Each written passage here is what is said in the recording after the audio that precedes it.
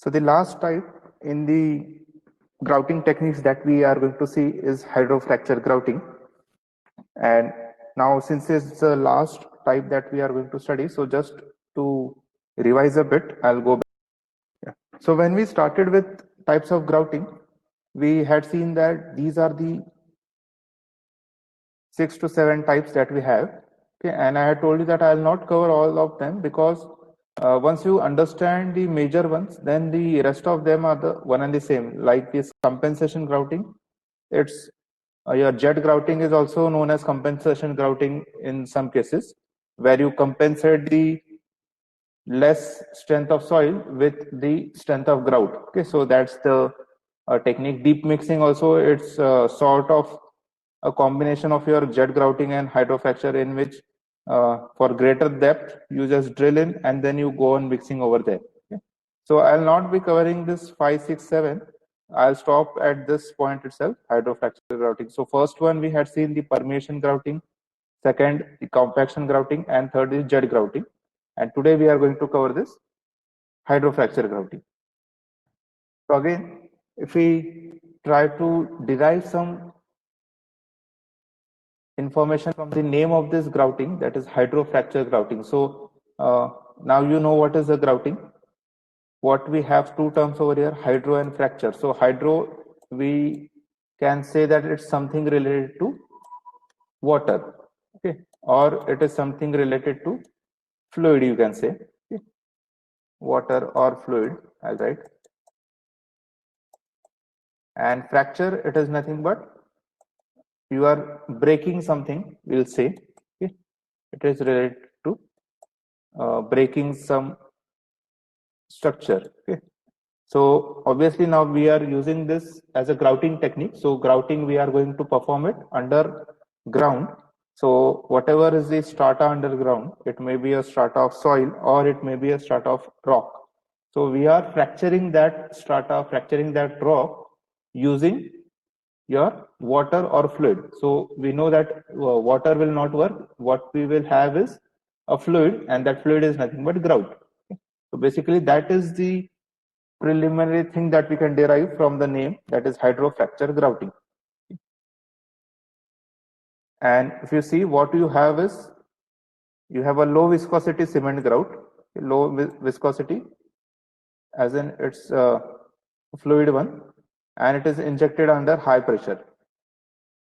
And again, now everything will work around this high pressure thing, because we are saying that we are going to use this grout, or this will be your hydro part.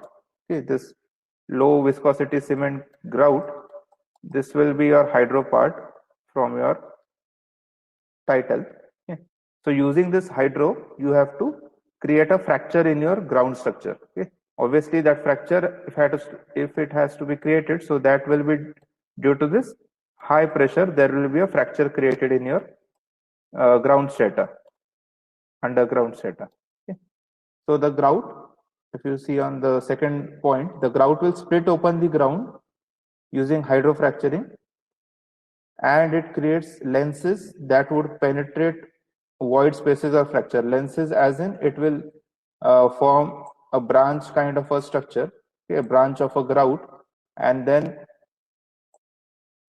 branch or such kind of a structure, and then this will penetrate into the void spaces of fractures. Okay. So that's the simple definition that you can have for hydrofracture grouting, that whatever is the grout, we are using that grout itself to split open the ground. Okay. And again, in this, the soils are displaced using this process, and once the hydrofracture pressure it exceeds, fractures open in the soil or the rock and then instantly broaden up by incursion of grout. So if you have, again, if I try to draw some soil particles over here, okay, and then I'm injecting the grout under high pressure. Okay. So now if already there are voids in this, but those voids are not interconnected, or they are very small voids through which grout can't penetrate. So what that high pressure will do is, that high pressure will push the soil particles away, and whatever is the small void that you have, so it will create a bigger void. Okay? And then it will interconnect all those voids.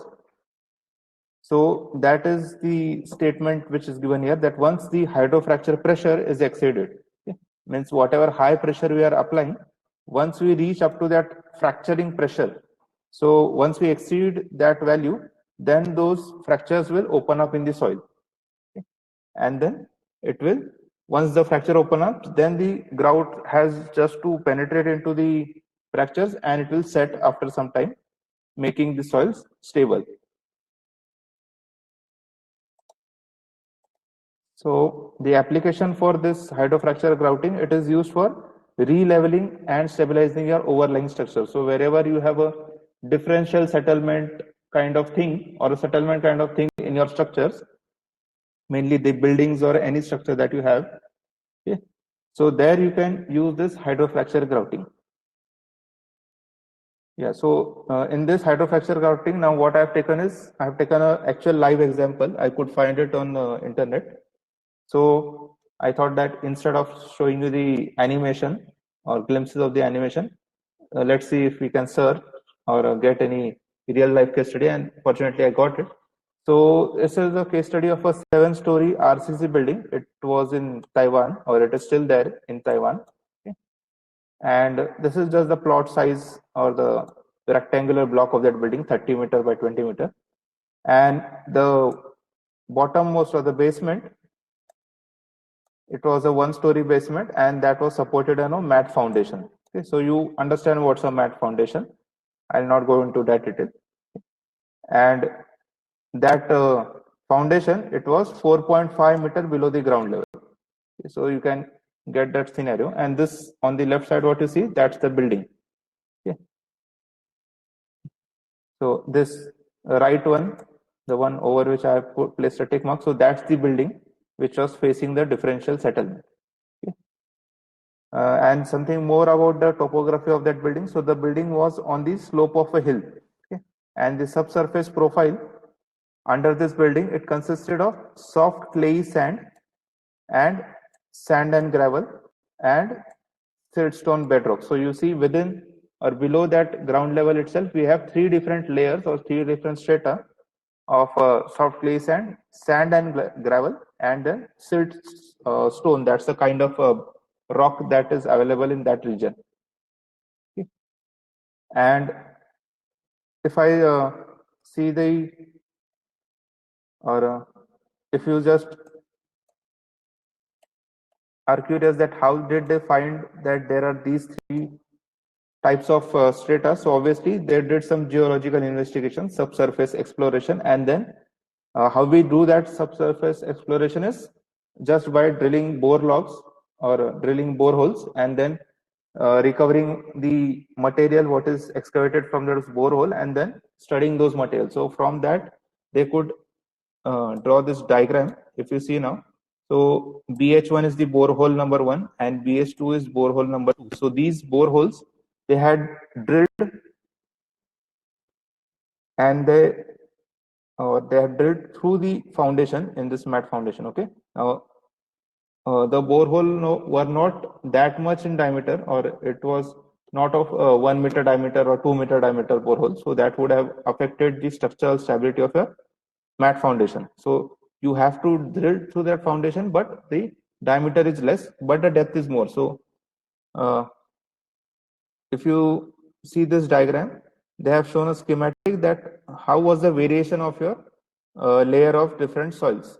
Okay. So what you might have known that, or what if I tell you that there are 3 layers below your ground level, below your building, so how they can be. So generally what we'll do is we'll just draw these 3 lines, and we'll say that okay, this is ground level, and then you have layer number 1, layer number 2, and layer number 3. So first one is the soft clay, second is the sand and gravel, and third is the siltstone bedrock.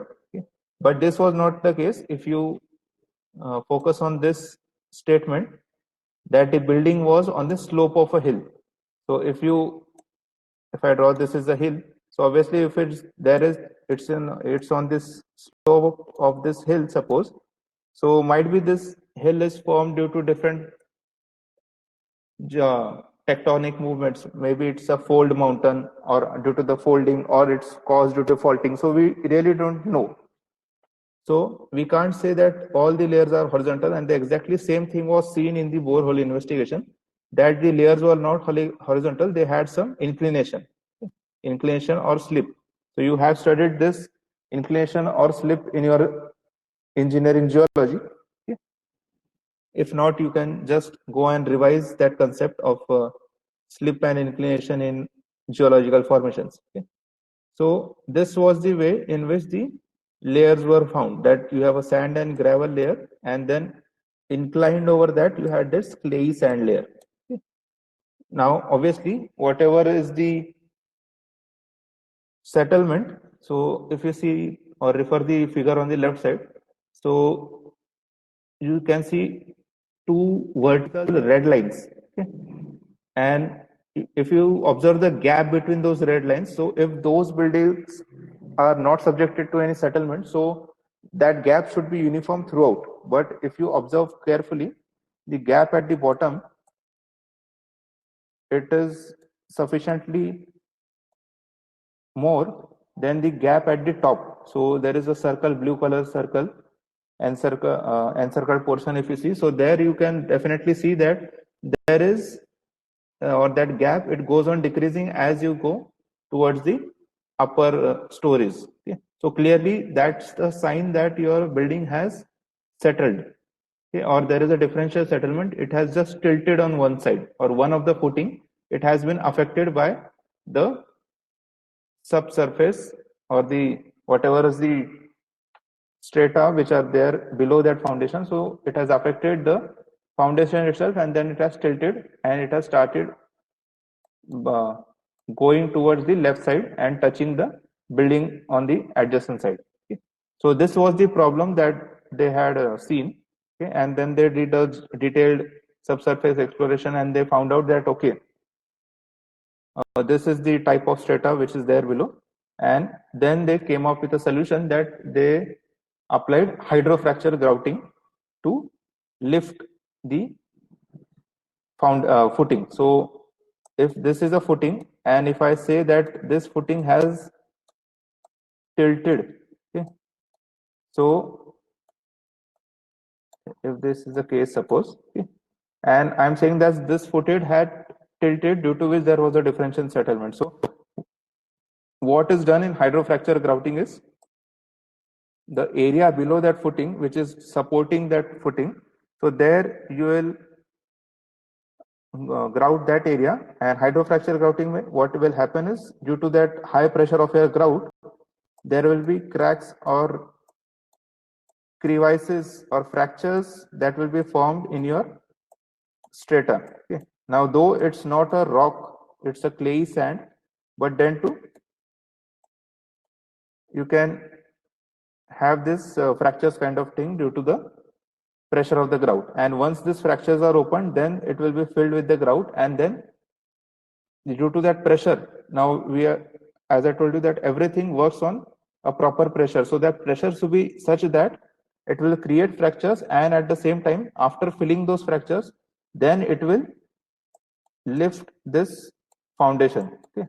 Now this may seem a very theoretical thing for you now, that you will say that okay, it's a huge building, it's a 7-story RCC building, it has so much amount of dead load, and all that dead load or a part of it is transferred to a footing, and you are saying, or I am saying, that the pressure of the grout itself will just lift the footing. Okay, so this might seem a bit impractical for you, but if you think over it, engineering point of view, so what you need to lift the footing is, you need to first study that what is the pressure or what is the load coming on the footing itself.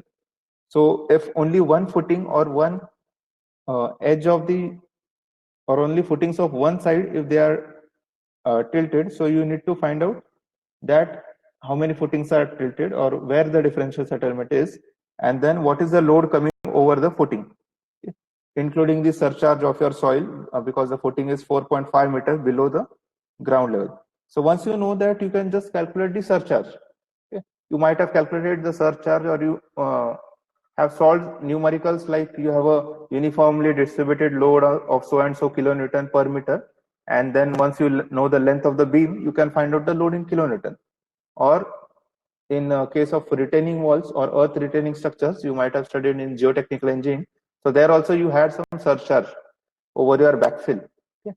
So in same way, you have to just calculate that for a footing, and to overcome that, you will be knowing that, okay, if from, or this is the load, or this is the pressure which is coming on your footing. So to lift the footing, obviously you will need a pressure which is greater than the downward pressure. So if this is X and this is Y, so obviously your Y should be greater than X, and if that's the case, then easily you can just lift the footing without actually hampering the structural integrity of your building. Okay. So the same was done. So I have just converted that into a schematic or animation. So this is the type of this is the differential settlement, that only one side of your building or one of the footing, it tilts a bit. Okay. Obviously, it will cause cracks and cracks in that side of the building, but those cracks can be dealt on with later. The main problem is that your footing is settling in a differential way. That is, only one side or one edge of the footing is settling. So what is done in hydrofracture, or what was done in that case? So up to 4.5 meter, you had that footing. Okay, so this was 4.5 meter.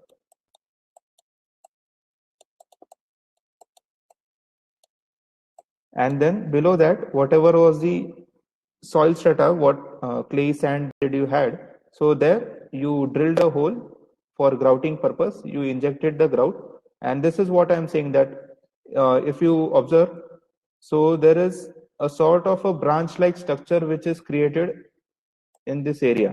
So this branch kind of structure is nothing but that due to the pressure of the grout, there are fractures which are created into the soil layer, and those fractures, once they have been created, then they are filled with grout, and that pressure is so much that ultimately you need to do a series of grouting. It's not like just in one step you can lift the foundation. It's not like that. So in this schematic, what you see, so 1, 2, 3, and 4 injections were done.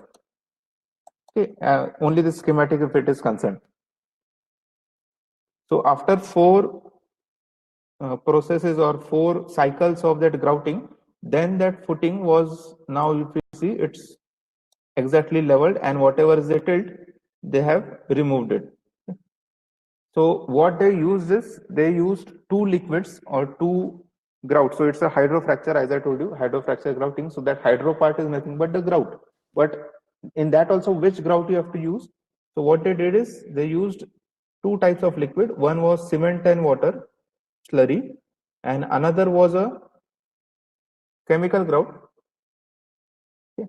So it was a compound of sodium oxide and silicate oxide along with water. Okay. So a solution of this liquid B, we can call it, and a solution of this liquid A.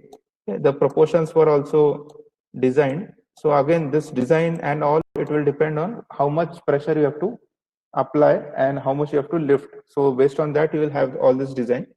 And then both the liquids were mixed in 50-50 proportion. So if I have to make a 1 meter cube grout, so 500 liter liquid A, 500 meter liquid B, and then 1000 liter grout was prepared.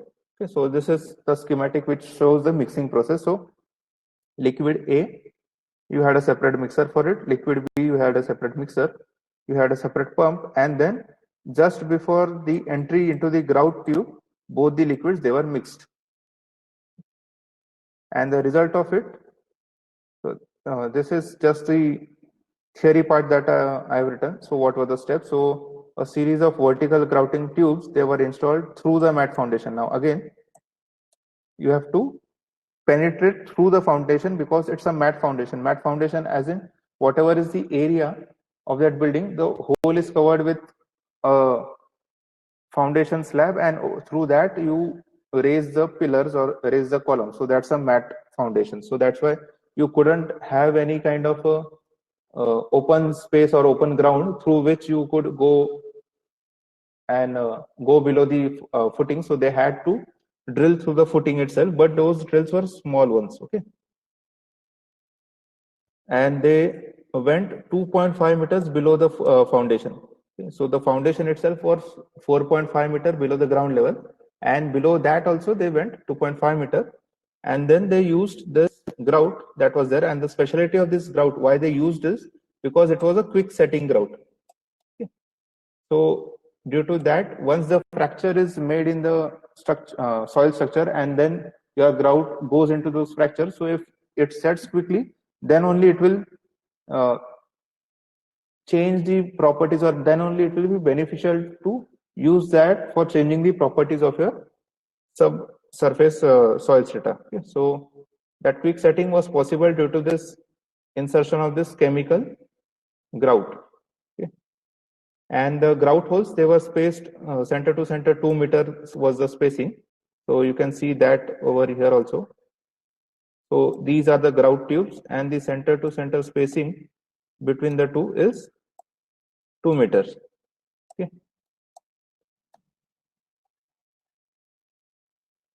And then the drill casings were 1 meter in length, and this all is just the theory part. Okay. They were drilled to the RCC floor of mat with small equipment, grout casing insertion, and all that.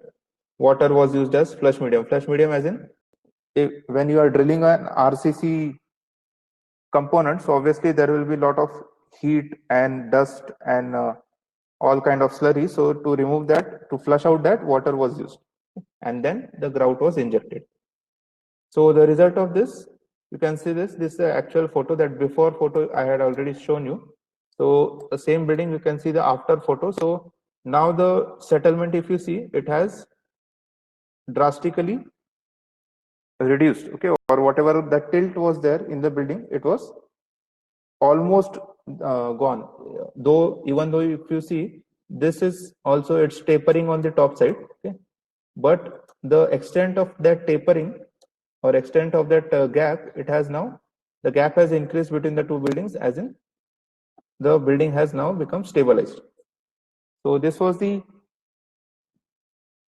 case study for your hydro fracture grouting. If you, any one of you is interested, so there is a article, a research paper from which I have taken this. So you can just go through this link. It's the research paper. I got it on ResearchGate. So this is a link. You can just go through it. It's a nice technical paper. You'll get to know a lot about how they did the investigation first, and then how they came up with the solution that we will go for hydrofracture grouting. Okay. So that's all for today, and that's all with the types of grouting. And here we'll stop our discussion related to the grouting. So in next lecture, we will start with another construction technique. It's, I guess, underwater drilling and blasting, another interesting technique that we use in construction. So if you have any doubts related to today's session, you can ask them. Any doubts, questions?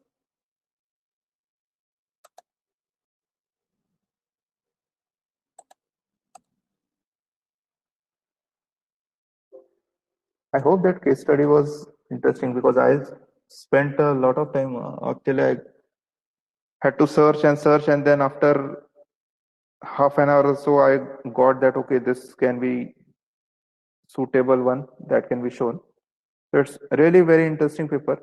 I'm again repeating it because many of you might have not developed that habit of reading a technical paper, so it will be sort of a start.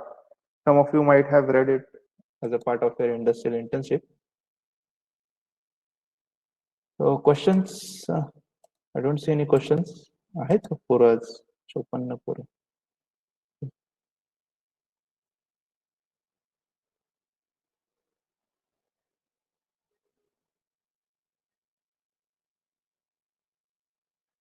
Questions असतील तर विचारा.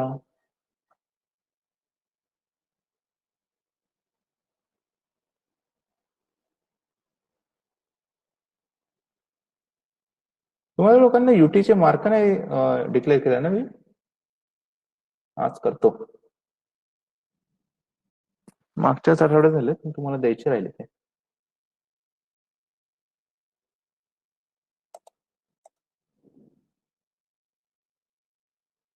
ठीक आहे, काही questions doubt दिसत नाहीत, सो आय and the session.